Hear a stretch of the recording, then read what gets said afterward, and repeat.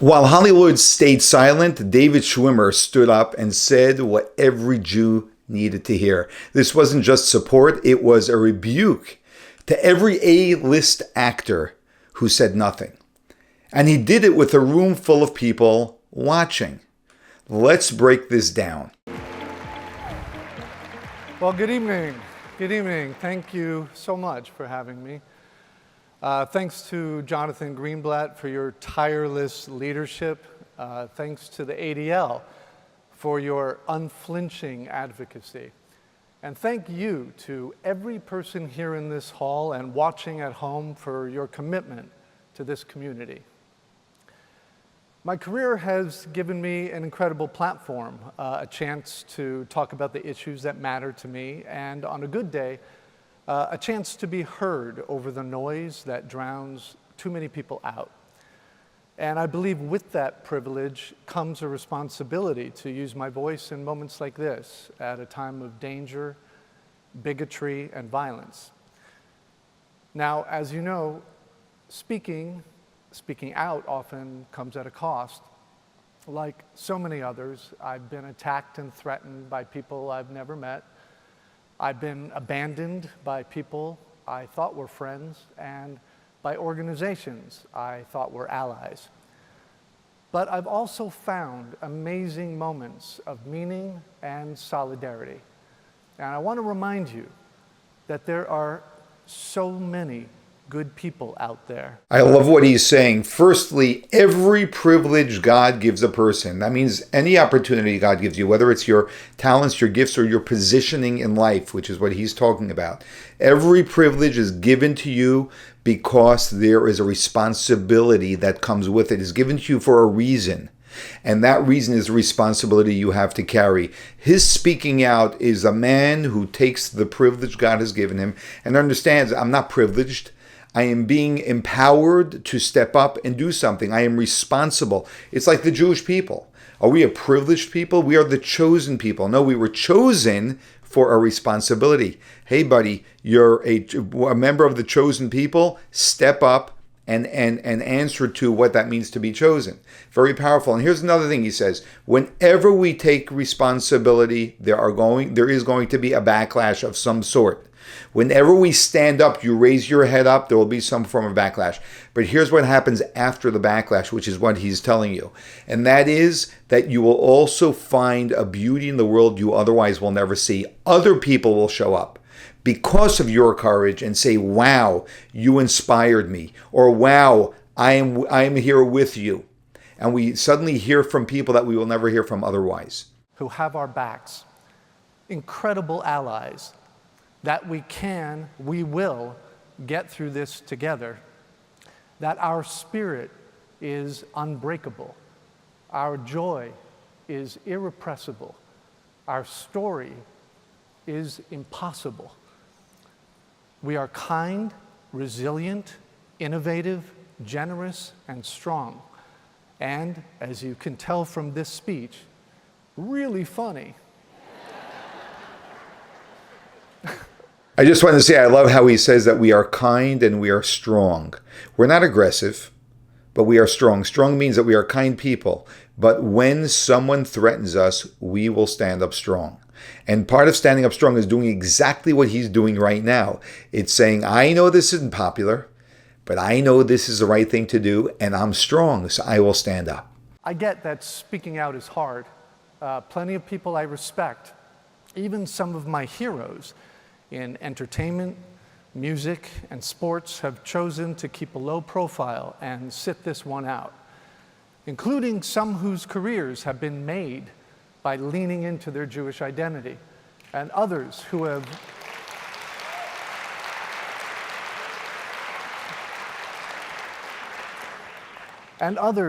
won acclaim for playing Jews on screen.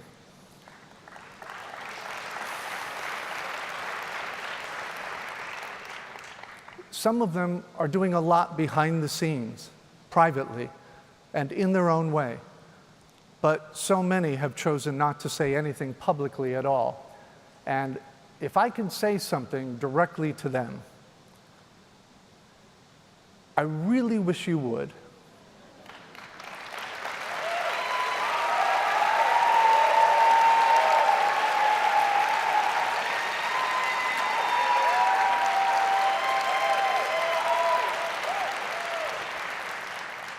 I wish you would stand up. I wish you would speak out, because your voice would be so meaningful to your fans who love you, to your community members who need you, to folks who could use just a little solidarity right now from people they respect and look up to. Beautifully spoken. Just stand. I wish you would just stand up. We need your solidarity. You don't have to say anything political. No one's asking you to solve the conflict in the Middle East. Just say that you stand with your Jewish friends, colleagues, and neighbors against hatred and discrimination. You know how simple this can be? This can be as simple as just putting on a kippah. Next time you're going to the grocery, just put on a kippah for your walk through the grocery. Not even when you're going to the synagogue, which I'm sure you'll put one on anyway. But when you're going into the grocery, just put it on, just to show solidarity. You know, when you're stopped and asked if you're Jewish and if you'd like to put on film or light Shabbat candles, right there in front of the whole street, do it. That is pride. That is someone who is strong. I will be who I am proudly.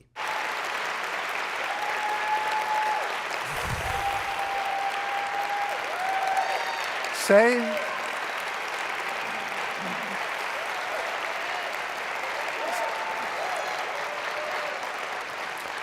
that what's happening on our college campuses and in our schools and to Jewish-owned businesses is totally unacceptable.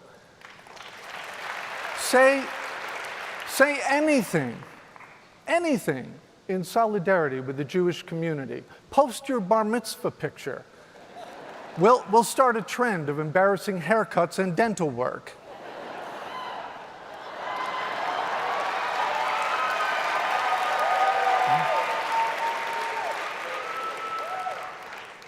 This time we're in, with the terrifying global rise in anti-Semitism and the normalization of hate speech and physical attacks against Jews, calls for those of us in positions of real or perceived leadership, whether we ask for it or not, to risk a little personal comfort for the sake of the greater community. Elie Wiesel said, "The opposite of love is not hate, it's indifference." What is indifference? It's inaction. It's silence. Sometimes, in moments of danger, it can feel like our only option is to stay quiet, to avoid drawing attention to ourselves, to hide. But here's the truth. Now is not the time to disappear. Now is the time to show up, to reach out, to connect with one another, to find strength in our community, and to raise up our voices together. When we do that, we change minds, we challenge assumptions, and we remind other Jewish people across the country and around the globe that we are not alone. How do you know that you're not indifferent? The barometer is very simple. Are you doing something? If you're doing something, you're not indifferent. If you're doing nothing, you're almost definitely indifferent. Today, I'm so honored to welcome and recognize a group of people who are using their voices, their reach, and their connections to share messages of hope and solidarity that stretch around the world. They're not just speaking up, they're shouting from the rooftops. We're calling these individuals heroes against hate. From influencers to actors to students to chefs to authors to comics, activists, nurses, entrepreneurs, TV hosts, podcasters, rabbis, business owners, producers. They're using their profiles to raise awareness of anti-Semitism. They're replacing blame and shame with light and truth. And through the power of their platforms, they're empowering others to stand up for justice. And I'm proud to stand with them today.